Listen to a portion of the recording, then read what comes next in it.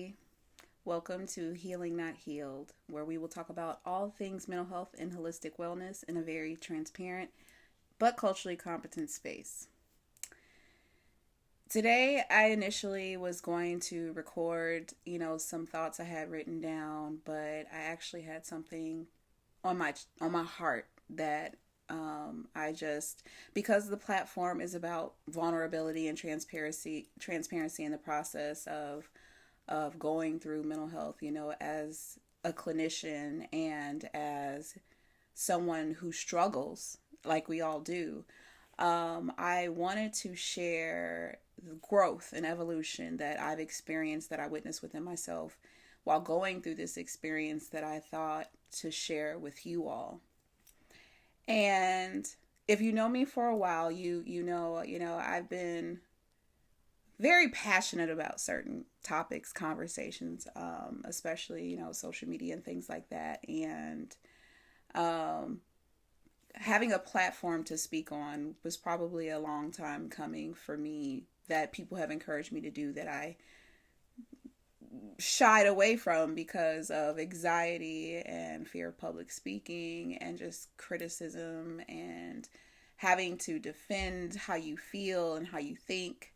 It just seemed like a very exhausting and overwhelming task, right? Um, and so for many of us that have desires to like share our passions and share our talents, we keep that to ourselves because of the anxiety of other people's opinions and um, just the criticism that comes with that, as well as the vulnerability of like showing what we feel strongly connected to. And so during this process, of course, I've had a lot of great feedback and encouragement and support. And people wouldn't be your friend if they didn't tell you the truth, right? Um, I think us being our own biggest critics, you can probably already assume some of the things that some people are going to say, but you still get defensive and guarded about some of that criticism and feedback. And so for myself, I was very observant of how I accepted criticism and feedback, um, because remembering the intent is to grow and evolve, right? So when I, posted my first video, I had a lot of criticism for myself. Oh my gosh, the lighting. Oh my gosh, the sound. Oh, I could have said this instead of that, or I didn't articulate myself. I stumbled over words. I did X, Y, and Z, and people are gonna like, and especially people that know you in real life, like, who does she think she is, and just going through imposter syndrome and things like that. These are the inner critics of myself that I assume and project on the other people, right? So I can anticipate and prepare myself for that negative feedback, but I don't take time to actually appreciate and receive and observe the positives, the things that went well, right? It's the analogy of like, you can hear 10 compliments and one criticism in a day, and that one criticism is going to follow you all day, right? Um, this is where, I said before, feelings aren't facts. It's the narrative that we tell ourselves and that we repeat to ourselves, right? If I were to think that if someone gave me constructive criticism about the work that I did as them being a hater or them being negative, then that would be the story that plays in my head, and I would create tension within the relationship versus accepting what they say is coming from a good place, right? So I had that moment. I posted my first video, and I was just like, I had all this criticism with myself, right? But I was just like, a lot of the encouragement that I give other people is just do it. Just act as if, push yourself, fuck everybody else and their opinion, do what you love. And if you heard in my first video, I'm frank, I cuss, it's not changing. Okay, moving on. Um, I push people to do what they desire and want to do. And so for myself, I believe in integrity, and I'm not perfect. I'm not always right, but I self-correct probably more than people correct me. And I can think back on situations like, oh, I could have said that better, did that better. And you probably get your apology and I'm going to keep it moving.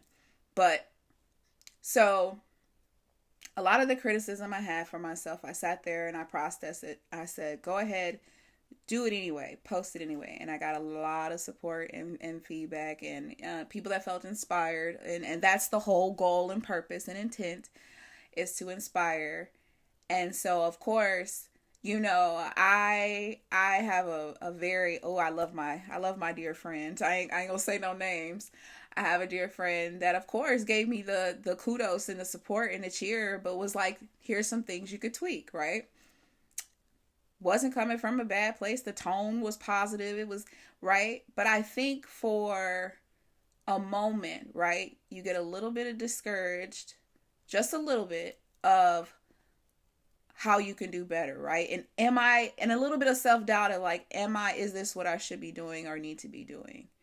Or do I have the resources or the capacity to go the length of what needs to be done, or you know what I mean, of the suggestion. You start to ask yourself, even though again these are conversations you had before you had the feedback, right? You start to ponder your decisions, and for some people that would have stopped them in their steps. First, a lot of people won't even start what they desire to start in the first place because of fear. And so I had to acknowledge that fact about myself, is that you started something. Kudos. The second part of that was accepting both positive and, we'll just say, constructive criticism together, right? Not looking at all the good, not looking at all the bad, but looking at it objectively, and then learning how to hone in on the task at hand, right? The objectivity of it is, you want some feedback because if you're serving people, if you're serving a purpose, damn it, you better be able to take some feedback and criticism with that. And so I think that's the part where some people get stuck and decide not to continue.